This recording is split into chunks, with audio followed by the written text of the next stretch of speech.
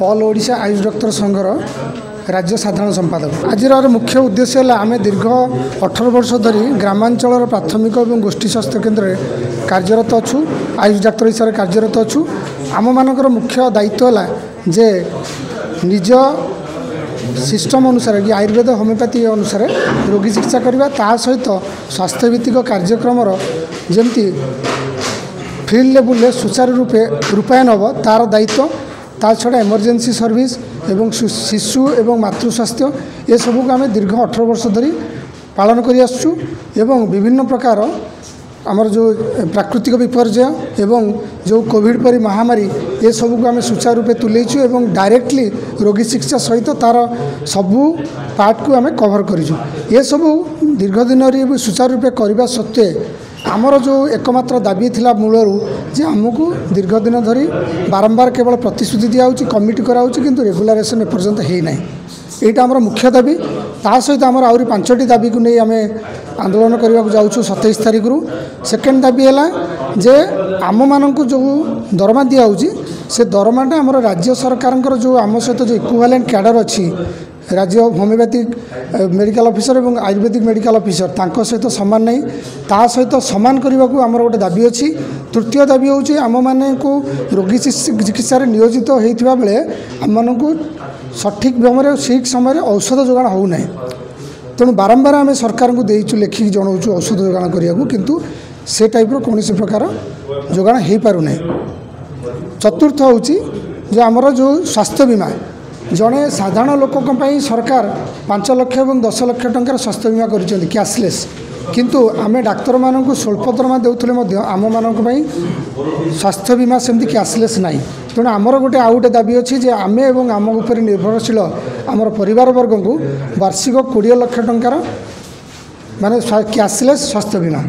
तापर आउटे आमर यही कोविड एवं अन्यान्य दायित्व संपादन कला बेले आमर किसी डाक्तर आ भर मृत्युवरण होती किंतु मृत्युवरण पर तांकर परिवार वर्ग को सेमिति किसी अधिका प्रोत्साहन दिया जाए नहीं। तेणु आमर गोटे आउ गोटे डिमांड अच्छी जे आमर जो डाक्तर माने मृत्युवरण करुछंती कोविड रे एवं अन्यान्य जो स्वास्थ्य भित्तिक कार्यक्रम थिला बेले तांको परिवार वर्ग को गोटे 40 लाख टंकार एककालीन गोटे प्रोत्साहन राशि प्रदान करा जाऊ जहाँ फल से गोटे परिवार को सेमाने आगु को नहीं पारे एवं ता सहित अन्य सुविधा सुजोग दि जाऊ। ये सब को लेकिन आम बारंबार सरकार दाबी उपस्थान कर आसीचु। आलोचना भी होती मुख्यमंत्री की बहुत थर देखा करूँ स्वास्थ्य मंत्री सागर भी आम आलोचना होती स्वास्थ्य सचिव सागर होती आमर मिशन निर्देशिका सागर भी होती। प्रतिश्रुति हूँ आपण मानक अपेक्षा करूँ आम आपणकर कथा बुझीबू किंतु सेटा प्रतिश्रुतिटा केवल प्रतिश्रुति ही अच्छी एपर्यंत कार्यकारी होना। एपरिकी 2014 मसीह गोटे सर्कुलर काढ़ी मिशन निर्देशक तरफ जे से समस्त पारामेडिक्स एवं आयुष डाक्तर जो माने कि निजर प्रकृत काम करुँच जमती कि डाक्तर प्रकृत काम है रोगी चिकित्सा करुँच रेगुलाराइज कराब किंतु 2019 मसीह समस्त पारामेडिक्स की 22 फेब्रुआरी 2019 कैबिनेट डिसीजन अनुसार रेगुलार कराला किंतु आम मानक उद्देश्यमूलक बाद दियाला। तापर भी आम आंदोलन करूँ बारंबार एवं आम बारंबार दाबी उपस्थापन करूँ आलोचना करूँ किंतु किसी कराला केवल प्रतिश्रुति दियाला। आम आशावादी थिलु 2024 मार्च मास सुधा आमर रेगुलार कराहब किंतु से भी है ये सरकार को आम भी सबू लेवल को टच करूँ। ए सरकार आमको 6 मास टाइम नहीं 6 मास रु 8 मास है तेणु आ फल आमर डाक्तर मान भितर तीव्र असंतोष प्रकाश पाइला जे सरकार भी आमको कथा देकी कथा रखुना तेणु आमर यही सब डिमांड जेहेतु फुलफिल होना प्रैक्टिकली केवल मौखिक प्रतिश्रुति मिलूँ ताकू आधार करी एवं से असंतुष्ट ही आमर 1485 जन डाक्तर कोलोकेटेड आयुष डाक्तर आम 27 तारीख रु संपूर्ण राज्य में कार्यबंद आंदोलन करुचु एवं ता सहित समस्त लोअर पीएमजी राशि धारणा देव। सरकार विधानसभा कहि सारछन जे आयुष डॉक्टर को नियमित करा जीवन नाही तो ता बाद मध्ये अपन विधानसभा सरकार कहीं कहउछंती आमे से कथा भी आम भीतर भी संदेह सृष्टि करूछु कहीं ना